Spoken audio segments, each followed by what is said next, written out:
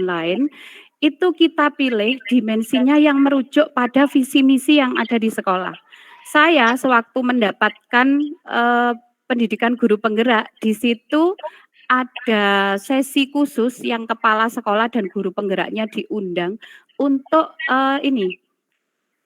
untuk merevisi gitu ya, merevisi visi misi sehingga sesuai dengan, seperti apa, sudah disesuaikan dengan kurikulum Merdeka dan alhamdulillah di SDN Bareng 3 sudah kami sesuaikan untuk visi dan misinya mulai tahun ajaran baru kemarin. Ini mungkin juga nanti, mungkin Bapak Ibu kepala sekolah ini yang akan, merevisi visi misi sesuai dengan kurikulum Merdeka. Kemudian yang kedua, memilih 2 sampai 3 dimensi yang paling relevan.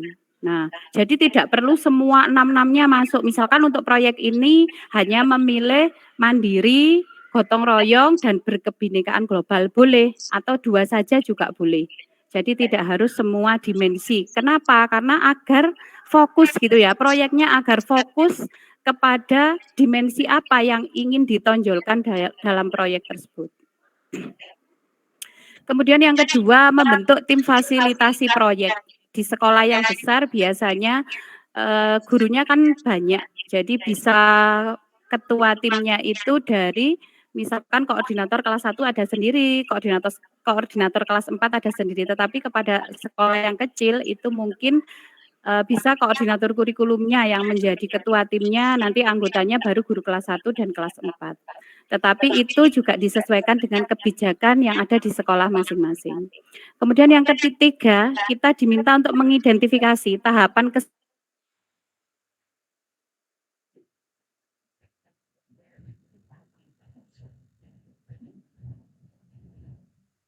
sudah ada ya di kurikulum 13 yaitu KI 4 ya. Di KI 4 itu, jadi saya kira mungkin, kita itu sekarang sudah berada di tahap berkembang dan lanjutan. Yang keempat adalah pemilihan tema umum. Jadi minimal boleh mengambil 2 sampai 3 tema per tahun untuk SD.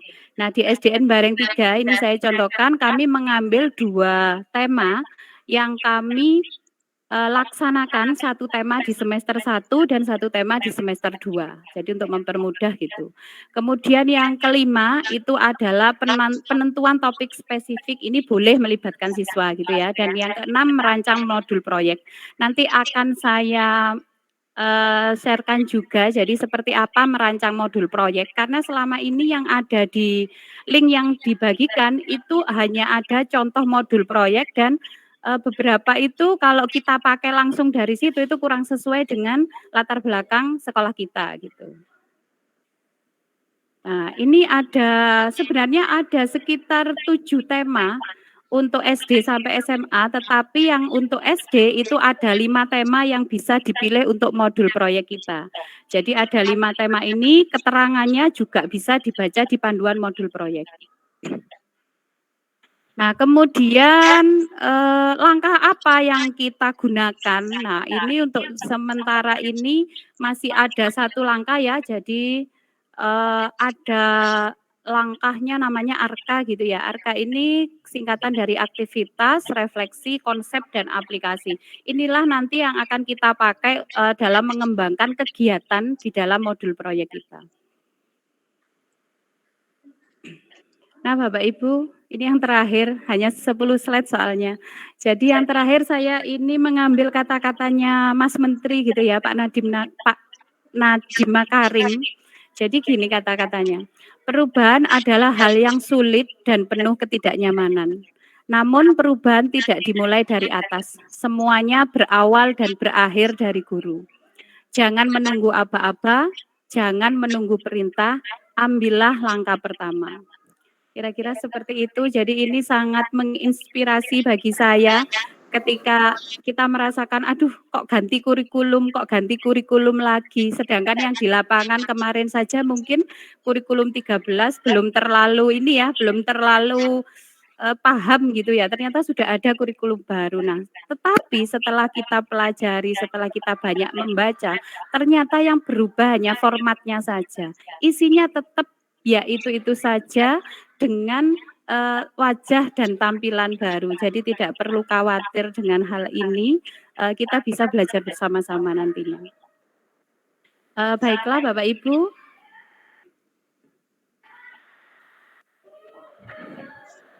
Saya kira itu, kemudian ini ya, sekarang kita akan mencoba untuk menyusun modul proyek itu yang seperti apa gitu.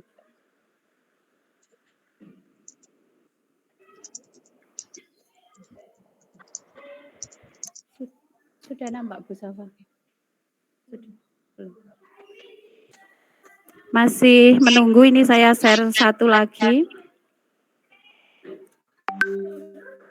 Sudah Bu Safa? Sudah. Ini jadi kemarin waktu pelatihan IKM AKM di SMP 2, kami mendapatkan LK dan harus diisi gitu ya. Jadi ini saya mencoba mengisi, saya mengisinya tidak sendiri karena saya bukan guru kelas 1 atau 4, saya guru kelas 5 Bapak Ibu. Jadi saya mengisinya dengan guru kelas 1 yang saya mintai bantuan untuk berdiskusi dengan saya gitu ya. Jadi di SDN Bareng 3 akan saya contohkan, topik yang kami pilih adalah di semester 1 adalah Bhinneka Tunggal Ika. Permasalahannya apa? Permasalahannya peserta didik kurang mengenal budaya lokal. Nah, kemudian relevansi proyek dengan topik bagi sekolah, yaitu banyak peserta didik yang kurang mengenal budaya lokal, sehingga perlu dikenalkan pada budaya lokal melalui kegiatan yang mendukung upaya tersebut. Tadi saya kan bilang ya, jadi boleh memilih 2-3 dimensi dari profil pelajar Pancasila yang akan kita tuangkan di modul proyek kita. Nah, di sini saya memilih dimensi berkebinekaan global, gotong royong, dan kreatif. Nah, di sini juga ada elemen dan subelemen yang harus disertakan.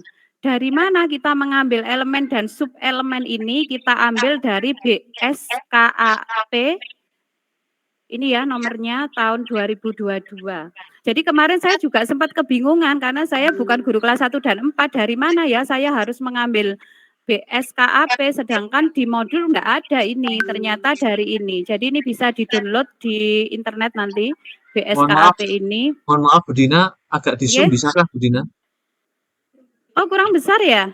Iya, kurang jelas tulisannya. Oke. Nah, Gimana Pak Cahyo? Sampun, lanjut Bu Dina. Oke. Jadi elemen dan subelemennya ini kita mengambil dari BSKAP, kita cocokkan mana yang sesuai gitu ya, sesuai dengan topik yang kita ambil. Nah, di semester 1, ini contoh untuk kelas 1 nggih. Jadi di semester 1 ada 4 kegiatan yang akan dilakukan oleh guru kelas 1 di proyeknya, di proyek P5-nya. Yang pertama membuat clipping tentang kebudayaan lokal.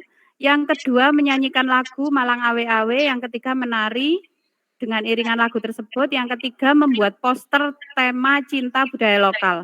Jadi 4 kegiatan inilah nanti yang akan dibuat proyek di kelas 1 di SDN Bareng 3. Nah, kalau di sekolah lain apakah boleh beda? Oh, jelas boleh, karena memang harus disesuaikan dengan permasalahan yang ada di sekolah dan apakah proyek tersebut itu relevan, cocok gitu ya bagi sekolahnya. Nah, ini saya akan menguraikan satu saja nggih Bapak Ibu. Jadi saya akan menguraikan kegiatan 1, membuat clipping tentang budaya lokal. Aktivitasnya ya tidak langsung serta-merta langsung membuat clipping, tidak seperti itu. Ya, jadi kita berikan semacam persepsi, kemudian eksplorasi gitu nggih. Jadi ini anak-anak awalnya diajak menyanyikan lagu Satu Nusa Satu Bangsa, kemudian bertanya jawab tentang isi lagu, kemudian memberikan pertanyaan pemantik gitu ya, yang nantinya akan menuju ke proyeknya, kemudian mengamati video dulu, baru setelah itu anak-anak akan diajak untuk membuat clipping. Jadi proyek kita itu tidak langsung, apa ya, bahasa Jawanya ujug-ujug ngeten nggih. Jadi tidak ujug-ujug langsung, ayo membuat clipping, tidak, tetapi ada semacam eksplorasi, persepsi juga yang kita lakukan agar itu lebih bermakna ke siswa. Kan kalau tidak ada penghubungnya kan anak-anak pasti bertanya-tanya, loh kok tiba-tiba membuat clipping gitu ya. Nah, jadi kita buat penghubung dulu. Kemudian jangan lupa untuk memotivasi gitu ya, memotivasi peserta didik untuk membuat clipping dengan kreativitasnya masing-masing. Kemudian ini langkah arka nggih, langkah arka yang kedua adalah refleksi. Nah, setelah selesai pelaksanaan membuat clipping tentang budaya lokal, guru menanyakan apa-apa yang terkait dengan pembelajaran tadi. Misalkan apa yang membuat anak-anak semangat, apa yang membuat anak-anak senang, dan seterusnya dan seterusnya. Kemudian arahkan juga, nah ini penting juga, arahkan peserta didik agar bisa mengubah hal-hal yang bersifat non-fisik. Misal, tidak toleransi terhadap teman yang berbeda kebudayaan, kayak gitu ya. Kemudian mungkin juga bisa juga bullying secara verbal meskipun tidak secara fisik gitu ya. Kemudian kita bisa menetapkan konsep kalau sudah ini. Jadi konsepnya apa? Oh, pengenalan budaya lokal. Kemudian aplikasi itu berarti apa yang akan kita lakukan setelah pembelajaran itu. Jadi membiasakan penggunaan bahasa daerah yang baik dan benar dalam kehidupan sehari-hari. Kan anak-anak banyak ya yang sudah melupakan apa namanya kebudayaan Jawa. Bahkan kadang anak-anak itu bahasa Inggris sama bahasa Jawa aja lebih bisa bahasa Inggris. Lah, hal-hal seperti itu yang ingin kita apa ya, yang ingin kita perbaiki dalam pembelajaran. Kemudian yang kedua adalah melestarikan kebudayaan lokal Kota Malang. Saya kira itu dari konsep apa namanya, arka tadi nggih Bapak Ibu. Nah, untuk kegiatan 2, 3, 4 kalau memang ingin mengadopsi dari sekolah kami monggo untuk diteruskan sendiri. Saya kira itu Pak Cahyo, saya kembalikan kepada Bapak moderator. Nanti kalau misalkan ada yang perlu didiskusikan monggo. Terima kasih, saya akhiri. Wassalamualaikum warahmatullahi wabarakatuh. Baik, terima kasih Bu Dina atas pemaparan materinya. Sebenarnya masih ada waktu 10 menit Bu Dina, ya. Tapi nanti bisa diakumulasi di belakang kelihatannya. Rekan-rekan sudah banyak daftar pertanyaan ini kelihatannya Bu Dina. Ya, Bapak Ibu sekalian mohon ditahan dulu pertanyaannya. Nanti kita akan ada sesi tanya jawab tersendiri ya. Baik, untuk selanjutnya materi yang kedua adalah mengenai AKM yang akan disampaikan oleh Ibu Enis Safati. Waktu dan tempat kami persilakan Bu Enis. Wow. Baik, terima kasih Pak Cahyo. Assalamualaikum warahmatullahi wabarakatuh. Selamat siang Bapak Ibu semuanya. Yang saya hormati Bapak Ibu pengawas, Bapak K3S, serta Bapak Ibu kepala sekolah dan rekan-rekan guru semuanya. Baik, di sini saya akan menyampaikan tentang AKM. Tentunya juga sama. Bapak Ibu guru juga sudah kemarin ikut pelatihan dan di sini juga akan saya sampaikan yang terbaru sama seperti Bu Dina dari pelatihan yang kemarin. Mohon izin Bapak Ibu, langsung saja saya izin share untuk materinya.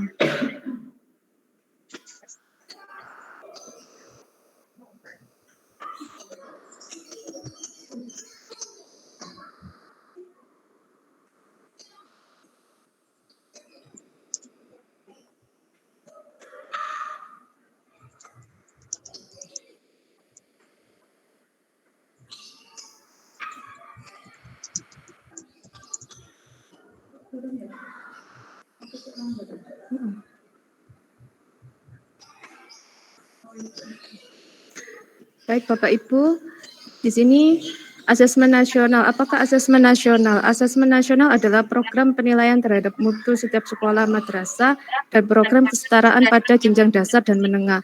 Mutu satuan pendidikan dinilai berdasarkan hasil belajar murid yang berdasar literasi, numerasi, dan karakter, serta kualitas proses belajar mengajar dan iklim satuan pendidikan yang mendukung pembelajaran. Nah, informasi-informasi tersebut diperoleh dari 3 instrumen utama, yaitu asesmen kompetensi minimum (AKM), survei karakter, dan survei lingkungan belajar.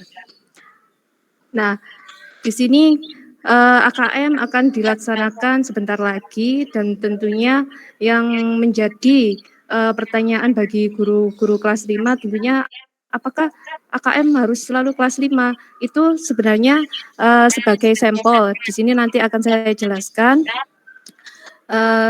Untuk yang kelas di bawah seharusnya juga bisa diperkenalkan, yaitu dengan level-level tertentu, semisal di kelas 1 level kelas 1, 2, level 1 di situ juga ada berbagai macam, literasi dan numerasi itu sesuai, tingkat usianya. Kemudian apakah asesmen nasional mempengaruhi kelulusan? Tidak, asesmen nasional tidak menentukan kelulusan. Asesmen nasional diberikan kepada murid bukan di akhir jenjang satuan pendidikan. Asesmen nasional juga tidak digunakan untuk menilai peserta didik yang menjadi peserta asesmen. Hasil asesmen nasional tidak akan membuat skor atau nilai peserta didik secara individual. Jadi AKM tidak menentukan kelulusan anak. Siapa yang menjadi peserta asesmen nasional? Asesmen nasional akan diikuti oleh seluruh satuan pendidikan tingkat dasar dan menengah di Indonesia serta program kesetaraan yang dikelola oleh PKBM. Di setiap satuan pendidikan, asesmen nasional akan diikuti oleh sebagian peserta di kelas 5, di kelas 8, dan di kelas 11 yang dipilih secara acak oleh pemerintah dan diikuti oleh guru dan kepala sekolah di setiap satuan pendidikan. Jadi perwakilan dari pemerintah mengambil contoh sampel dari kelas 5, kelas kelas 2 SMP dan di kelas 2 SMA. Mengapa asesmen nasional hanya diikuti oleh siswa tertentu saja? Asesmen nasional merupakan cara untuk memotret dan memetakan mutu sekolah dan sistem pendidikan secara keseluruhan. Karena itu, tidak semua murid perlu menjadi peserta dalam asesmen nasional. Yang diperlukan adalah informasi dari sampel yang mewakili populasi murid di setiap sekolah pada jenjang kelas yang menjadi target dari asesmen nasional. Jadi tujuannya untuk memetakan mutu sekolah dan sistem pendidikan secara keseluruhan, dan diperlukan adalah informasi sampel yang mewakili populasi tersebut.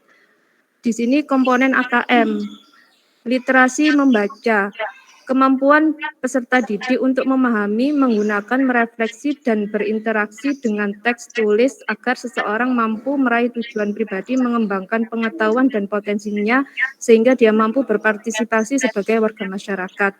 Ini ada konten tentang isinya, teks informasi, bisa melalui bacaan, kemudian teks sastra, proses kognitif, menemukan informasi, interpretasi, integrasi, evaluasi, dan refleksi.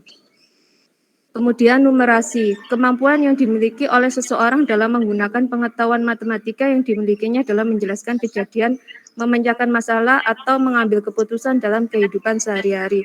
Jadi selama ini numerasi tidak harus selalu soal matematika, namun dalam kehidupan nyata anak bisa memprediksi, anak bisa membandingkan sesuatu hal yang terjadi dalam kehidupannya, itu salah satu juga anak bisa bernumerasi. Jadi tidak harus selalu soal-soal seperti matematika yang pada umumnya.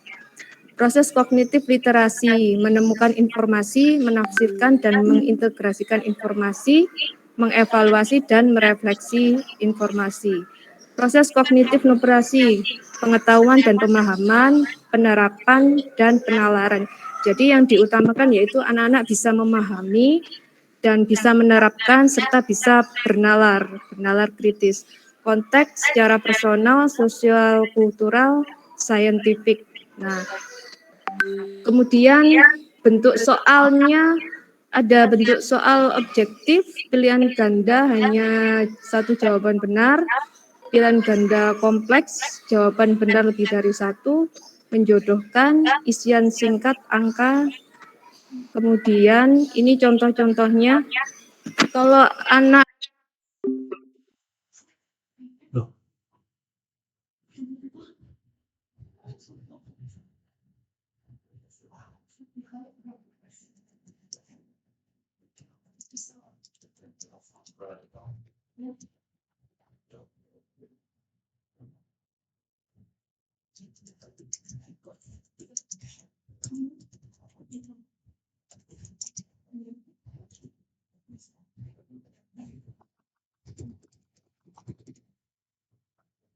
potong aku ya metu.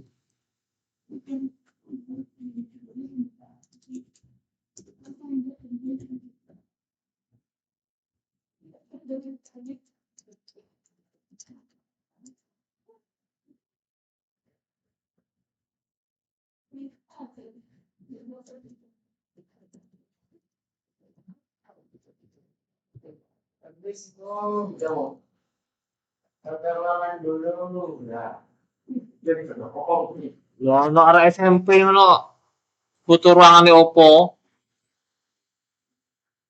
Ya gak bisa lah. Ada anak SMP di sini yuk. Ayo.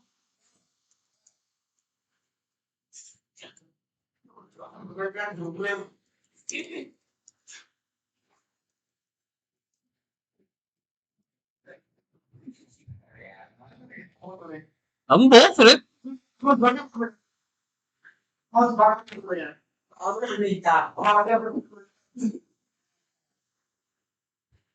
Itu anak-anak yang berprestasi. Anak-anak yang berprestasi. Hanya itu publik.